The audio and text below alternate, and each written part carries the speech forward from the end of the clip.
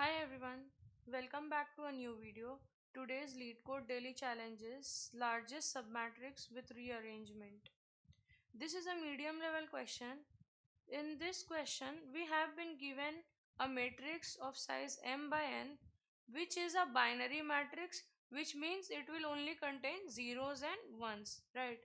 So now they have told that we need to find the maximum or the largest area possible for this matrix, and the largest area will be calculated on the basis of how we can rearrange all the ones together in the matrix. Also, we can rearrange the column in any order to get the largest value possible. Okay, so if we have a matrix such as 1 0 0, 1 1 0 and 1 1 1, then the largest area that will be possible for this will be 4, right? And if we had a matrix, we can say that 1 0 1 1 1 1 and 1 1 0. So how we can rearrange this? We can rearrange by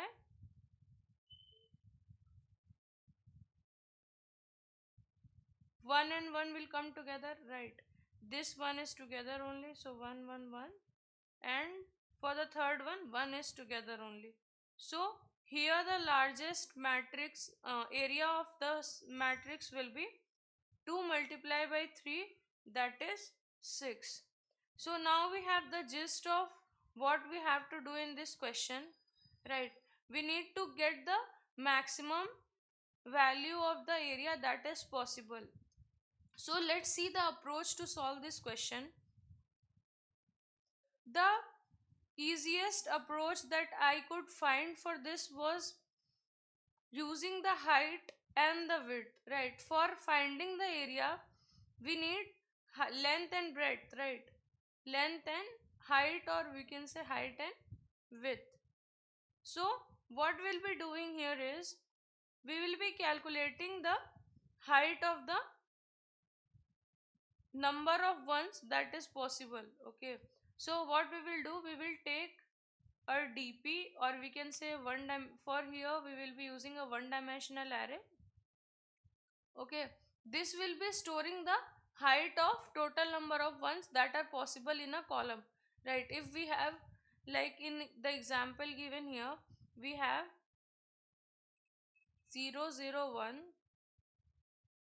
1 1 1 and 1 0 1. Okay, so what we will do here is we will take a height of length n. Okay, now we will iterate on this matrix, and every time that we find 1, okay, we will increase the value of height at that column index. Height at this is 0 1 2, okay, and 0 1 2. So we will be iterating across that column. Okay, for every column we will get a proper height. So if we have a loop where we are iterating from 0 to n, where n is the number of rows and j, where j will be the number of columns.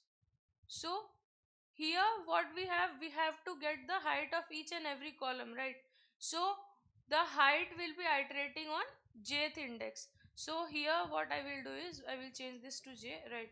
So what we are doing here, if I am getting, if I have matrix of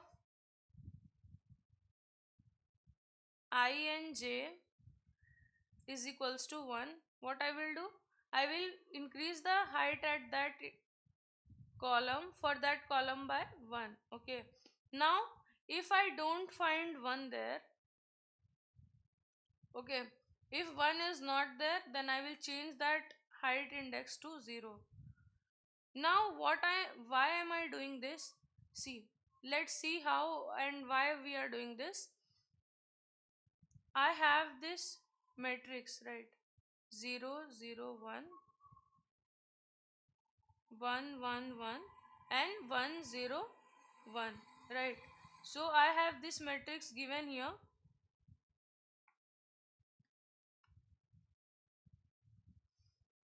So what we will do here is, after finding the height for every row, right? Like here we have on the 0th row, we have height as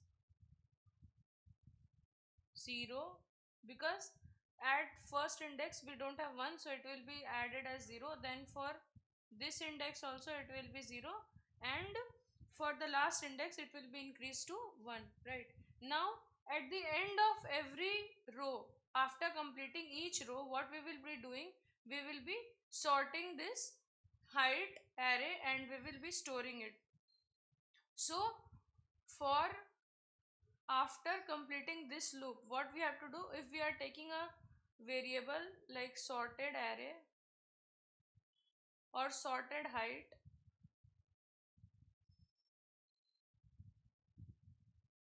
we will take sorted height. So what we have to do here is, we will sort the height only. The previous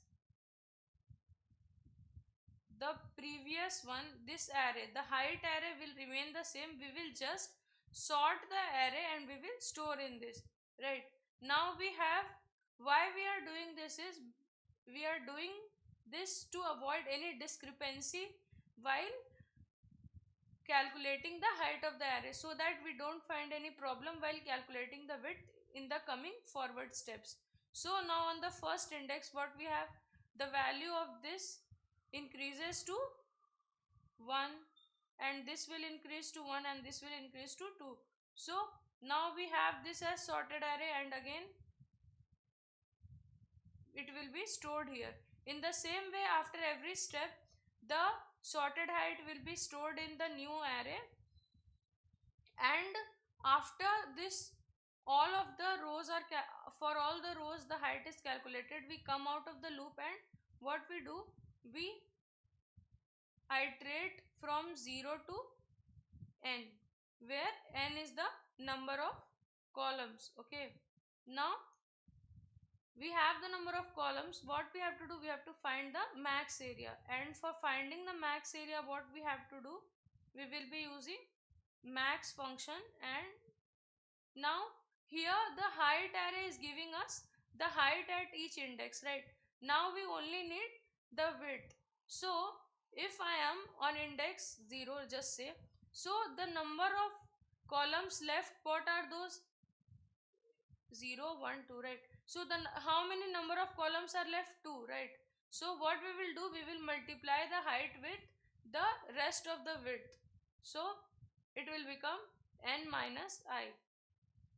Therefore now we have the value as sorted height array at ith index multiply by n minus I. So now we have this max area, and we will be returning it. We will return this max area. Let's move on to the code now, and I have already solved the question, so I will be explaining the code, so whatever doubts are left will be easy to understand. So let's see the code now. First of all, we are checking that if matrix exists or not. Now if it does not exist, what we will do, we will just return 0. And now we have the number of rows as m and the number of columns as n, right? So we are using length of matrix to store the number of rows, and at 0th index we are using to get the number of columns. Now after that, we are declaring a dp to store the height at for every column, and a max area which is initialized with 0 to calculate the maximum area. Now after that we are iterating using two loops on the each and every element of the matrix, and what we are doing here is we are calculating the height of consecutive ones which is ending at each cell, right? What is happening here is if we expand or condense this, what we are basically doing is if the matrix at I and j is equals to 1, we are increasing the height at that index by 1. Otherwise, what we are doing, the height at that index will becomes as 0. Now after this, we are sorting the heights array in decreasing order. Whenever we are using sorted function, it means that the original array will remain same and the sorted array will be stored in a new variable or a new data structure. Now after this, we have stored the array in sorted heights, right? Now we will use the j loop again and we will be calculating the max area. And for max area, what we have to do, we have to store the compare it with max, right?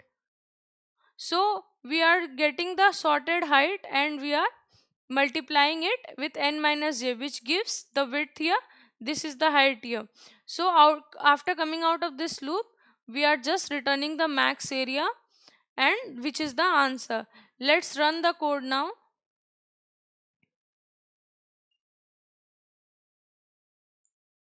The sample test cases have been accepted. Let's submit it now.